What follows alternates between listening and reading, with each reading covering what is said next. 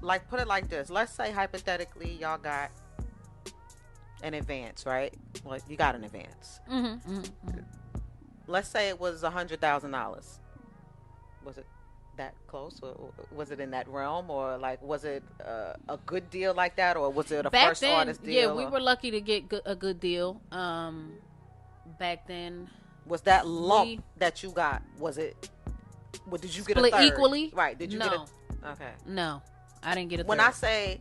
I say a equal third, we scratching out the production situation. You know, Wyclef Bread, Johnny, what's his name, Wonder, or whoever, and now we just got the city high lump. The No, city I high didn't get lump. an equal. No, I didn't. Okay. I didn't Why? get a third. Why? Funny enough, when we first started the group, I was kind of just like an add-on. I was really kind of, you know, it was more so the guys in the group. And But did you not realize? In the back. But did you not realize at that point that in actuality you were the group? I mean, I was 16 years old. Right, I feel you. You know, and even though I got a lawyer, I trusted my lawyer to be able to, you know, and I looked through and read through and everything. I was 16. I feel you. Yeah. Literally. And you when probably I signed my deal. you were probably like, you know, like, I'm 16, I'm trying to get on, and I was, right. and it was a lot going on. I was on tour.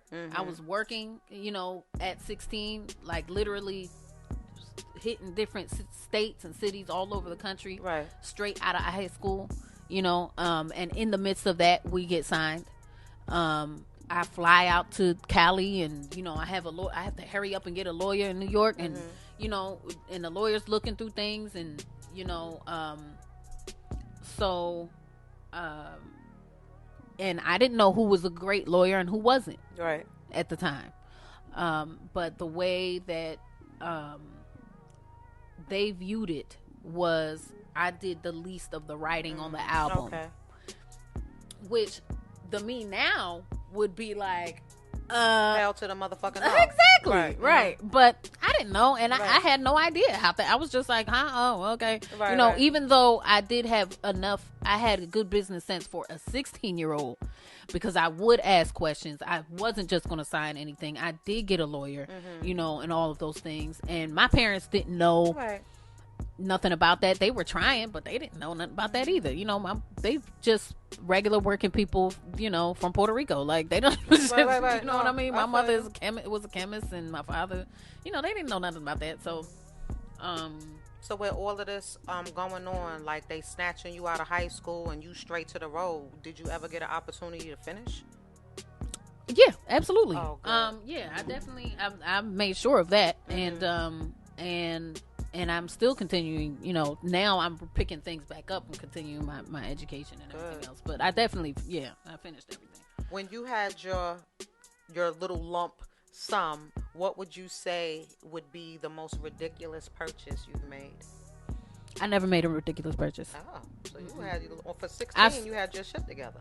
Yeah, because, you know, we struggled a little something, you know, so I definitely didn't want to struggle. I didn't want to see my mom struggle no more, or nothing like that. So what was your biggest purchase? The first big purchase I ever made when I was 21, while I was pregnant, my first son, was a house for my mother. Oh, that's nice. And I had it built from the ground up in Florida. Okay. And I actually ended up getting into real estate from there, which real estate, actually, I made more money off of real estate than I did in the music game. Really? Real estate. Real estate, and at the time, real estate was great. It was popping. So, you know, I was really doing well with real estate. And that was, but the first thing I did with my first outside of purchasing things, the first thing I did was I went to Morgan Stanley Dean Ritter at the time, it was called. And I opened up a money market account, and I set up my retirement, and I was not playing. Oh, good for you. So you when got I turn something 40, I'm straight, girl. Oh, good. So you sitting on something. Yeah, I'm definitely. Well, that was good. As I sit back and admire your singing journey, I noticed that we have something in common. We both fell in love and married a band member. I know in life you can't help who you fall in love with. And Ryan Toby is your ex-husband, and for all who don't know, he was in Sister Act 2. Just to let you know, that old happy day. Let me tell you something.